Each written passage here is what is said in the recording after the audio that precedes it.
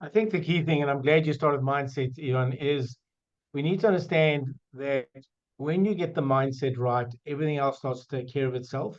We know this from neuroscience. We are loyal to our identity and our mindset. But here's the key thing. The top performing sales professionals sell with noble purpose. They believe that selling won't help, but helping will sell. And because of that, they're curious, they develop themselves, they show up, they don't just rock up, they treat this as a profession. And if you look at the difference of those teams, and then obviously the managers that cultivate those teams, is we focus on the fact that it's almost like a honeybee. It doesn't know it's keeping the planet alive by collecting the honey, but it makes sure that that takes place. And a good performing sales team understands this. We drive value into the market. The only reason a business exists is to sell something. And that value we create helps them with their customers. When we have that departure point, everything else becomes easier. It still becomes a skill we have to hone and develop and train and coach and support. But if our starting point is, how do I just hit my number?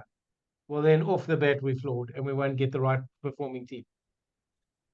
You know that the sentence that you say, noble purpose, is the one that I keep in mind, because I love that the definition. So what you're saying, that instead of the focus is the numbers, it should be the value that we're creating, the impact that we're creating in the life of others. Is that correct, or am I like super dreaming? No, you're 100% right. The challenge, Ivan, and I'm sure we'll get into this, is the organizational metric and communications aren't set up for that.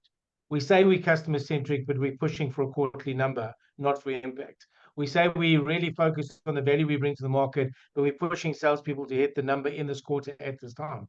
And the number matters. Don't get me wrong. We'll get to balance that. But the challenge is this is why we exist. We have a noble purpose that we're trying to take to the market. And if we lose sight of that, then we become a transactional organization. And transactional organizations don't last long term. Eventually, there's a cheaper product with the same quality taking you out the market. And you become irrelevant to the audience you used to serve. Hmm.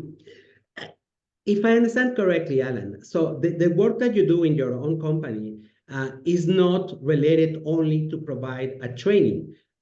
Because if you're talking about purpose, if you're talking about processes that help people to thrive, it needs to be more than training. Is that correct? 100% right. Training definitely has its place, but it has to be something. And the best way I can explain it, Yvonne, is we have to teach leaders to focus on the soil, not just on the seeds. We're spending so much time, and I'm going to give you an example. We hire sales professionals because we believe they focus on generating more money. We give them incentives and bonuses and commissions, and then we tap them on the shoulder every 2 minutes to ask them if they're doing their job, right? So what we're saying is we don't trust them. That's the system. That's the wrong soil. And the right seed in the wrong soil is always going to leave. Yet what you see in so many organizations, we don't focus on the soil. We just want to push that seed, maximize the seed. I'm saying, wait a minute, get the culture right. If we sell with noble purpose, if we coach and develop our people, if we create an environment of a growth mindset environment, then a lot of things take care of themselves.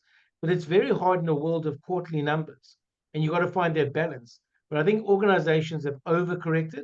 And the reason I believe I'm not against technology, it's just that we've gotten to a place where we can measure everything, but we don't even know how to make sense of it.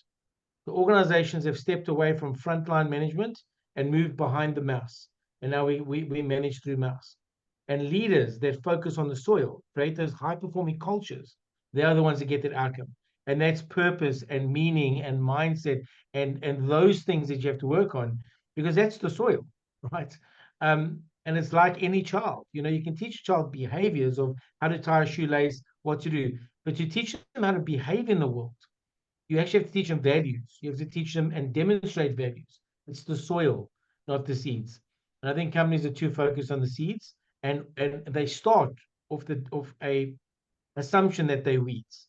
So the assumption is that the salesperson's not honorable, not selling with noble purpose, not doing their job. So we micromanage and measure them and force them, and coming back to some of your stats, to disengage from wanting to work with a company.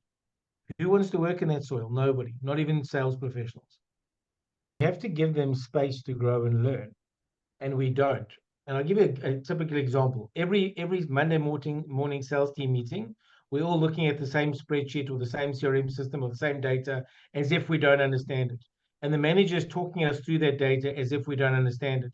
And the manager is telling us to what to do with that data, giving us no space to grow. But where are the meetings where the salespeople, sales professional come into the meeting and say, listen, yeah, this is the context of which I was in. This is the challenge that I faced. How can I learn from my peers how to overcome this? And we actually start to get this peer-to-peer learning. We start to get this network of learning, but we don't give them space. We're so busy bombarding them with numbers and tapping them on the shoulder. There's no space to grow. So we say things, and you know this, Ivan. We say things like we want a growth mindset in our team. But we don't create any space for that. There's no evidence that we've built it into our cadence.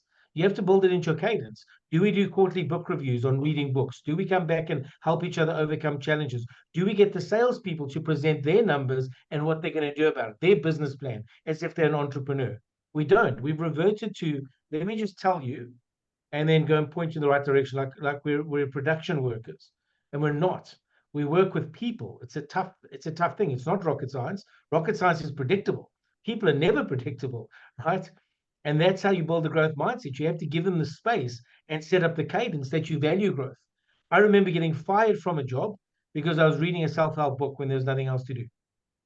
Now pause for a moment and think about that. Why would you do that? I'm mastering my profession, and there's no one on the floor. There's nothing else for me to do. But you'd rather me sit there and stare on my phone on TikTok than be reading a book that helps me do what I need to do. So simple answer: leaders create the space for people to grow.